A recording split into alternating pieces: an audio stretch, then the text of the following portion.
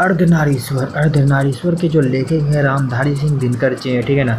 अर्धनारीश्वर को पढ़ने से पहले हम लोग लेखक को पढ़ लेते हैं, उसके बाद हम इस अर्धनारीश्वर निबंध को पढ़ेंगे। रामधारी सिंह दिनकर, ठीक है ना। इसका जो जन्म होता 23 सितंबर 1908 ईस्वी को हुआ था। निधन 24 अप्रैल 1974 को हुआ था। जन्म स्थान सिमरिया बेगूसराय बिहार। और माता पिता मनरूप देवी एवं रवि सिंह। पत्नी का नाम श्यामवती देवी। शिक्षा प्रारंभिक शिक्षा गांव और उसके आसपास ही हुआ। 1928 में मोकामा घाट रेलवे हाई स्कूल से मैट्रिक। 1932 में पटना कॉलेज से BA ऑनर्स इतिहास में किया।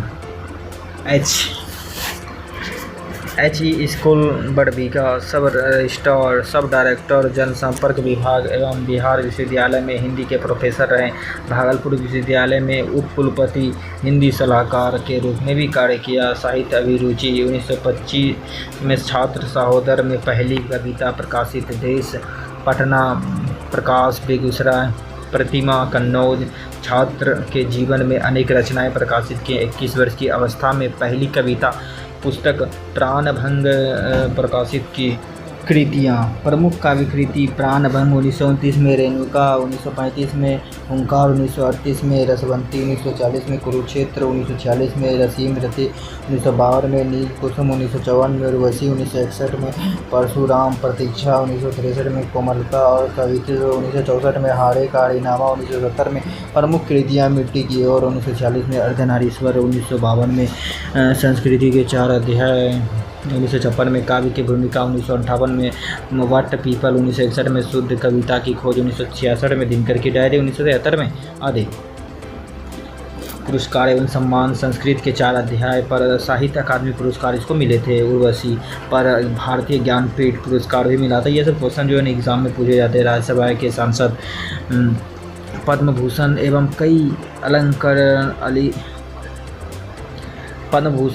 कई अलंकरणों से सम्मानित। राष्ट्रकवि के रूप में समादूत। राष्ट्रकवि रामधारी सिंह दिनकर जितने बड़े कवि थे उतने ही समर्थ गद्यकार भी। उनके गद्य में भी उनकी कविता का गुण औज पौरुष प्रभावपूर्ण वाग्मिता और रूपधर्मिता आदि उसकी सहजता और प्रभाव के साथ मुखरित होते हैं। उनकी कविता और गद्य दोनों में उनको व्यक्तित्व का एक जैसी गहरी छाप है। उनकी भाषा कुछ भी छिपती नहीं, सब कुछ उजागर कर देती है।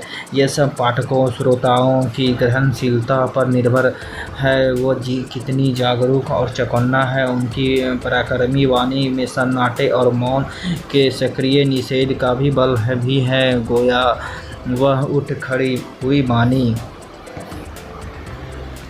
दिनकर जी थे छायावादोत्तर युग के प्रमुख कवि थे। वे भारतेंदु युग से प्रभाव सम्मान राष्ट्रीय प्रभावधारा के एक महत्वपूर्ण आधुनिक कवि हैं। कविता लिखने की शुरुआत उन्होंने 30 के दशक में कर दी थी, किंतु अपनी संवेदना और भाषा बोध से वे चौथे दशक के प्रमुख कवि के रूप में भी पहचाने गए। उन्होंने प्रबंध, मुखर गीत, प्रगति, काव्य, नाटक इत्यादि अनेक काव्य शैलियों में सफलतापूर्वक उत्कृष्ट रचनाएं प्रस्तुत की।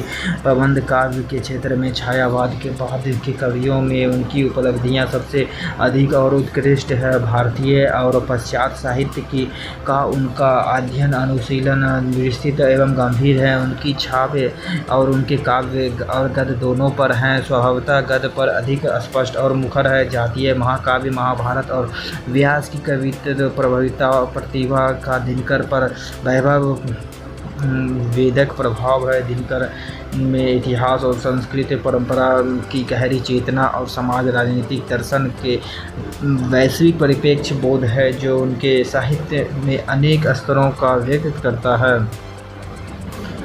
गद्य के क्षेत्र में भी दिनकर जी ने अनेक उल्लेखनीय कृतियाँ दी। उनके अर्थ में उनके युग का उपलब्धि मानी जा सकती है। काव्य चिंतन, संस्कृति चिंतन, भाषा चिंतन, समाज चिंतन आदि को लेकर उनके गद्य लेखन की अनेक कोटियाँ बनती हैं। उनके गद्य में विषययुक्त शैली, विधा और गद्य रूप की दृष्टि से पर्याप्त वैविध्य और सामान्यतः उनका साहित्य विशेषकर गद्य साहित्य संबंध, साहित्य लेखक जनता है वह किनके लिए लिख रहा है, उनकी रचनाएं उन तक मनचाहे रूप से संप्रेषित हो जाती है। स्वभावतः दिनकर के साहित्य में एक प्रत्यक्ष और रसग्रवाहट है। यहाँ उनका कुछ निबंध अर्धनारीश्वर प्रस्तुत है। अर्धनारीश्वर भारत का एक मिथकीय प्रतीक है जिसमें दिनकर अपना मन चिन्हता आदर्श निरूपता होते हुए देखते हैं। उनका यह प्रिय प्रतीत जो प्रायः उनके काव्य और गद्य साहित्य में प्रत्यक्ष और परोक्ष रूपों में व्यक्त होता है और काम दिखलाई पड़ता है। जीवन भर यह दिनकर के उपाध्याय आदर्श बन रहा है। उनकी संवेदना, भावबोध और काव्य संस्कार पर इसका गहरा असर है। इस प्रतीत से संस्कृत अभिप्राय क्या है, क्या यह आज से सामान्य मनुष्य और सभ्यता के लिए भी कोई अर्थ और संदेश रखता है? दिनकर इस परिप्रेक्ष्य प्रायः ओट और धुंधले रहता है। तो चलिए अब हम लोग अर्धनारीश्वर, ठीक है ना, अर्धनारीश्वर जो एक निबंध है इसको हम लोग पढ़ते हैं। अर्धनारीश्वर शंकर और पार्वती का कल्पित रूप है जिसका आधा अंग पुरुष और आधा अंग नारी का होता है। एक ही मूर्ति की दो आंखें, एक रसमयी और दूसरी विकराल। एक ही मूर्ति की दो भुजाएं, एक त्रिशूल उठाए तो दूसरी की पहुंची पर चूड़ियाँ और उंगलियों पर अलकतर से लाल। एवं एक ही मूर्ति के दो पांव, एक जारीदार साड़ी के आवृत्ति और दूसरा बागड़ंबर से ढका हुआ, ठीक है ना। इस कविता में दिनकर जी भगवान शिव के अर्धनारीश्वर रूप के बारे में लिखते हैं, ठीक है ना। एक हाथ में डमरू, एक हाथ में वीणा परम उदार, एक नयन में गरल, एक में संजीव की धार, जटाजूट में लय पुण्य की शीतलता सुखकारी, बालचंद्र दीपक त्रिपुट पर बलिहारी, ठीक है ना। ये एक लिखते हैं। स्पष्ट यह है कि कल्पना शिव और शक्ति के बीच पूर्ण समन्वय दिखाने को निकाली गई होगी, किंतु इनकी सारी व्याप्तियाँ वहाँ तक नहीं रुकती। अर्धनारीश्वर की कल्पना में कुछ इस बात का भी संकेत है कि नर नारी पूर्ण रूप से समान है, उनमें एक गुण दूसरे के दोष नहीं हो सकते। अर्थात नरों में नारियों के गुण आए तो इससे उसकी मर्यादा हीन नहीं होती बल्कि उनकी पूर्णता में वृद्धि ही होती है। किंतु पुरुष और स्त्री में अर्धनारीश्वर का यह रूप आज भी कहीं देखने में नहीं आता। संसार में सर्वत्र पुरुष और स्त्री नारी समझती है कि पुरुष के गुण सीखने से उनके नारीत्व में बट्टा लगेगा। इसी प्रकार पुरुष भी स्त्रियोचित गुणों को अपनाकर समाज में स्त्रैण कहलाने से घबराता है। स्त्री और पुरुष के गुणों के बीच एक प्रकार का विभाजन हो गया तथा विभाजन की रेखा लांघने पर नर और नारी दोनों का भय लगता है। किंतु ऐसा लगता है कि गुणों का बंटवारा करते समय पुरुष और नारी उनके राय नहीं पूछते, अपने मन से उसने जहाँ चाहा नारी को बैठा दिया, स्वयं तो वह वृक्ष बन गया और नारी को उसने लता बना दिया, स्वयं तो वह वृत्त बन गया और नारी को उसने कली मान लिया। तब से धूप पुरुष और चांदनी नारी हो गई, ग्रीष्म नर और वर्षा मादा रही, विचारपति और भावना पत्नी रही। जहाँ भी कर्म का कोई क्षेत्र है, अधिकार की कोई भूमि है और सत्ता का कोई सीधा उत्स है, उस पर कब्जा नारी का नहीं है। नर है विधाता का मुख्य तंतुवाय और जो वस्त्र बुनकर तैयार करता है नारी का काम है उस वस्त्र पर छींटे डालना। और नर है कुदाल चलाने वाला बलशाली किसान जो मिट्टी ताड़कर अन्न उपजाता है। नारी का काम दोनों को अछोड़ना परोसना है। नर है नदियों का वेगमय प्रभाव, नारी उसमें लहर बनकर उठती गिरती रहती है। सिंहासन जो वस्तु राजा के लिए होता है, रानी उसके वामंग की शोभा मात्र है। सत्य है राजा की ग्रीवा और विशाल वृक्षोदेश, रानी उन पर मंदार हार बनकर झूलने के लिए है। राजा काया और रानी छाया के प्रतीक है। सत्य के साकार के रूप में राजा ही होते हैं। रानी की कल्पना का रंगीन जाली और सपनों का मीठा मुस्कान जो जीवन में उतरती वहाँ वहाँ वहाँ वहाँ और नहीं उतरती, तो वाह कहावत चल पड़ती है। पुरुष एनेछे दिवसेरे ज्वाला तप्त रौद्र दाह, कामिनी एनेछे यामिनी शांति स्मरणीय वरिवाह। इसका मतलब होता है दिवस की ज्वाला और तप्त धूप ये पुरुष की लाई हुई चीज़ें हैं। कामिनी तो अपने साथ यामिनी की शांति लाती है, किंतु कभी ये कल्पना झूठी है। यदि मानव और आदि मानव आज मधुर होते तो ऐसी कल्पना सबसे अधिक आश्चर्य उन्हें होती, और वे कदाचित कहते हैं कि आपस में धूप और चांदनी को बंटवारा हमने नहीं किया, हम तो साथ साथ जन्मे थे तथा धूप और चांदनी में, वर्षा और ताप में साथ ही घूमते भी थे, बल्कि आहार संचय भी हम साथ ही निकालते थे, और अगर कोई जानवर हम पर टूट पड़ता तो हम एक साथ उसका सामना भी करते थे। उन दिनों पर बलिष्ठ और नारी इतने दुर्बल नहीं थे, न आहार के लिए एक दूसरे पर अवलंबित रहना पड़ता था। नारी की पराधीनता तब आरंभ हुई थी जब मानव जाति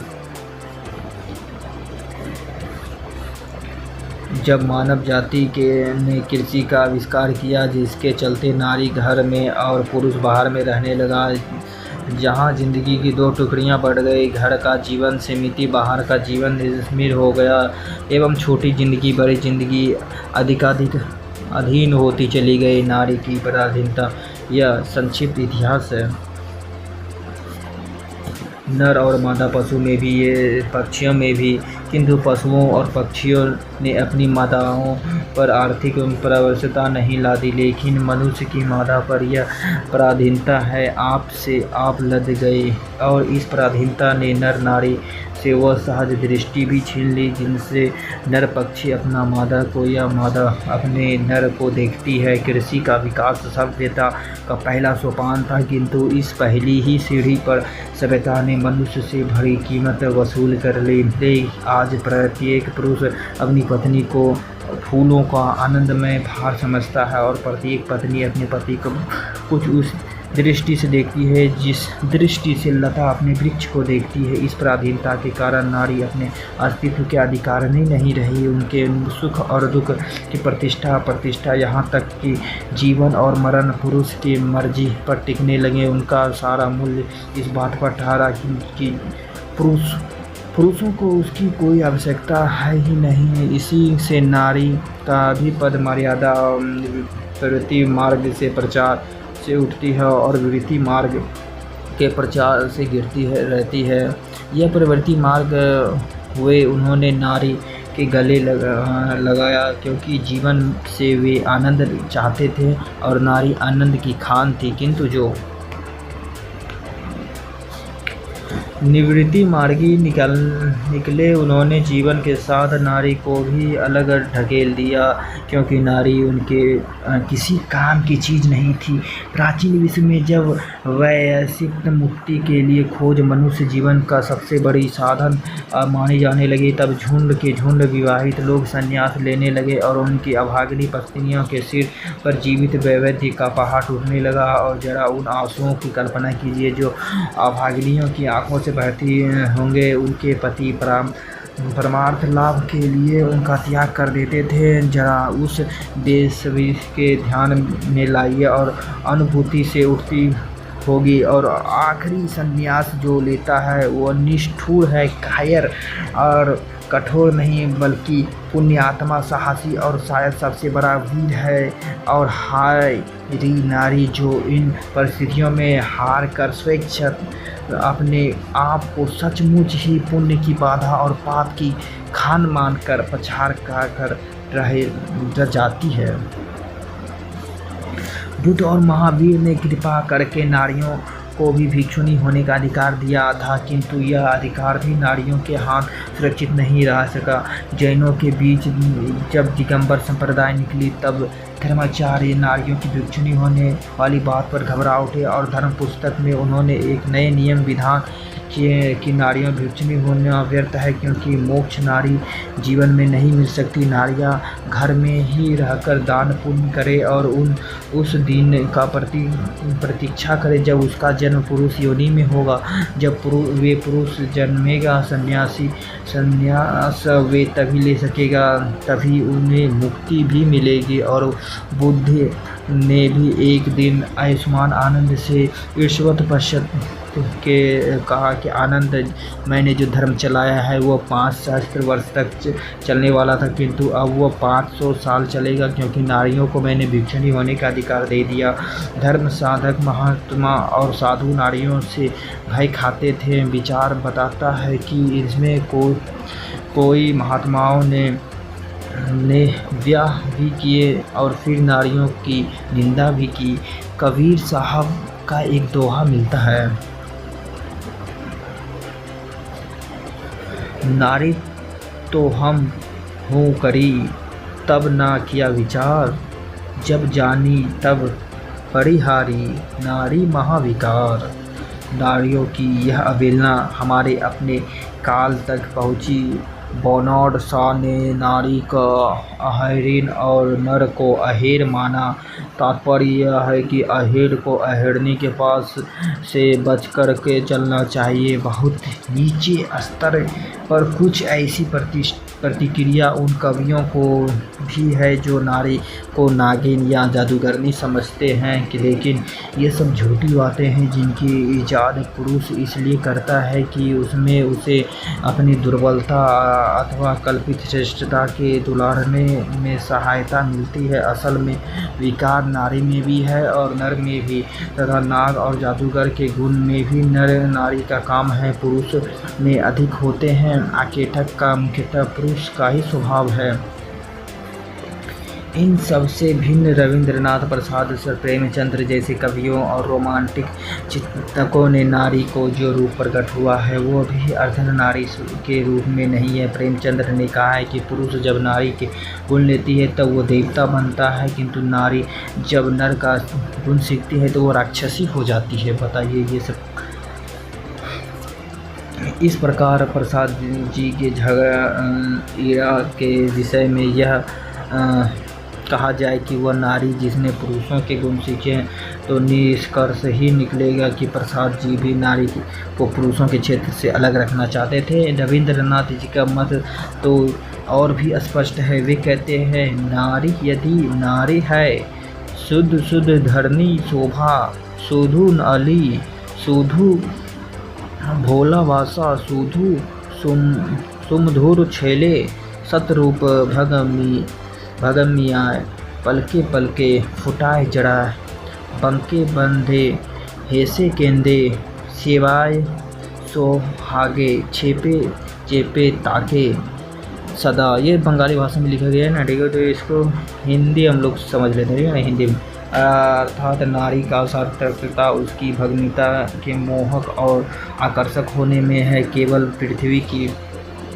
शोभा, केवल आलोक, केवल प्रेम की प्रतिमा बनाने में है। कीर्तिमान भीड़बल जो शिक्षा दीक्षा लेकर वह क्या करेगी।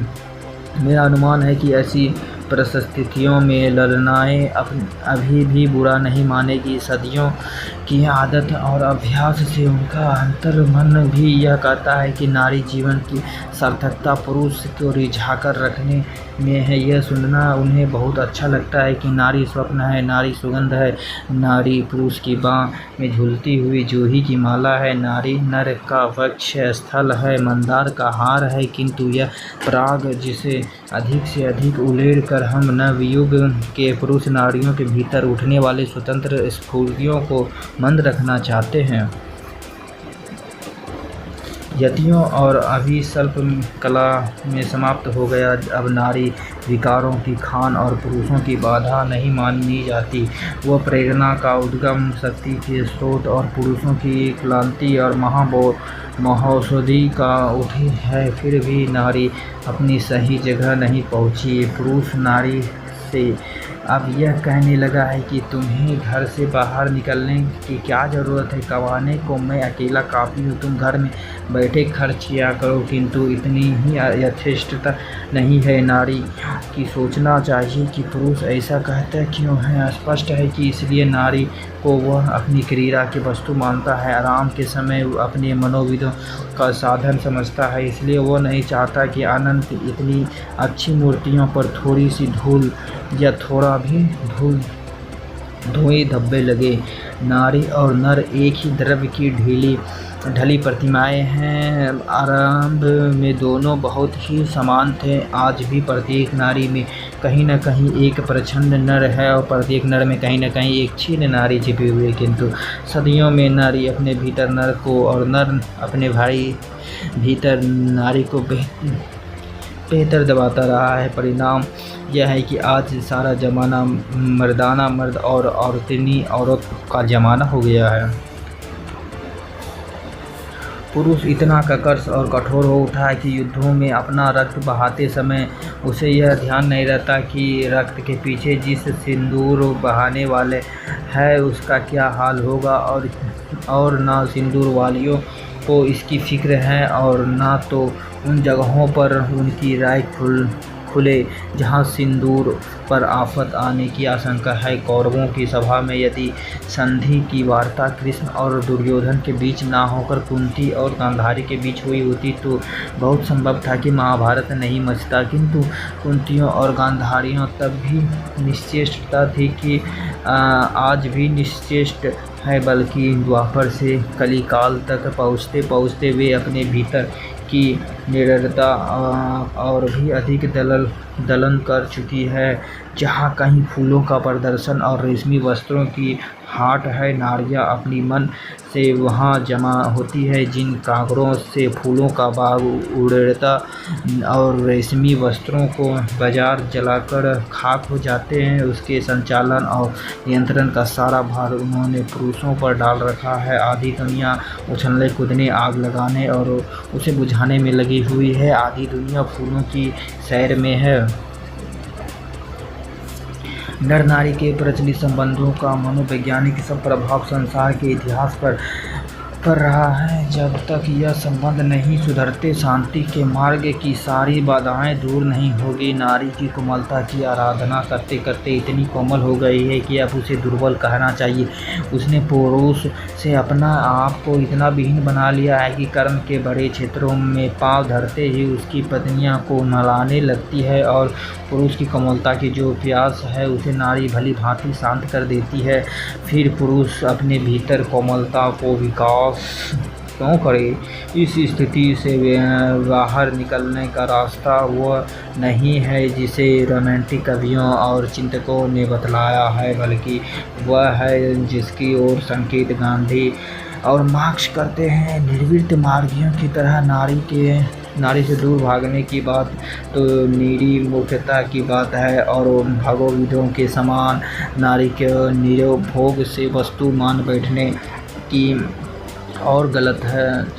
नारी नर को रिझाने अथवा उसे प्रेरणा देने को नहीं बनी है। जीवन यज्ञ में उसका भी हिस्सा है। वह हिस्सा घर तक ही सीमित नहीं बल्कि बाहर भी है। जिसे भी पुरुष अपना कर्म क्षेत्र मानता है वह नारी का भी कर्म क्षेत्र है। नर और नारी दोनों जीवनोद्देश्य में एक हैं।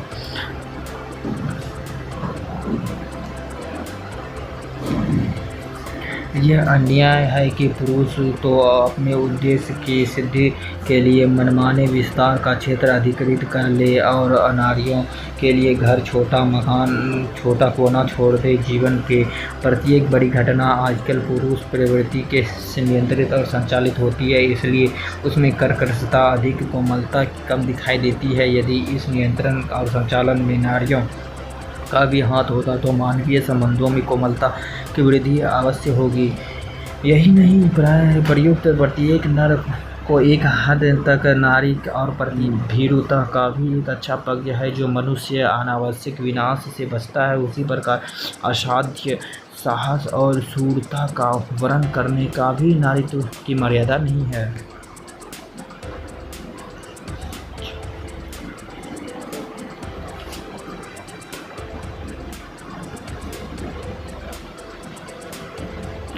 अर्धनारीश्वर केवल इसी बात का प्रतीक नहीं है कि नारी और नर जब तक अलग अलग है तब तक दोनों अधूरे हैं, बल्कि इस बात का भी पुरुष का नारीत्व की ज्योति जगे और यह प्रत्येक नारी में भी पुरुष का आभास होता है। माही मांगती प्राण प्राण में सजी कुसुम की क्यारे, स्वप्न स्वप्न में गूंज सत्य की पुरुष पुरुष में नारी। इसमें जो है ना अर्धनारीश्वर में जो रामधारी सिंह दिनकर जी है वो ये स्पष्ट करना चाहते हैं कि पुरुष और नारी दोनों समान है, ठीक है ना। नारी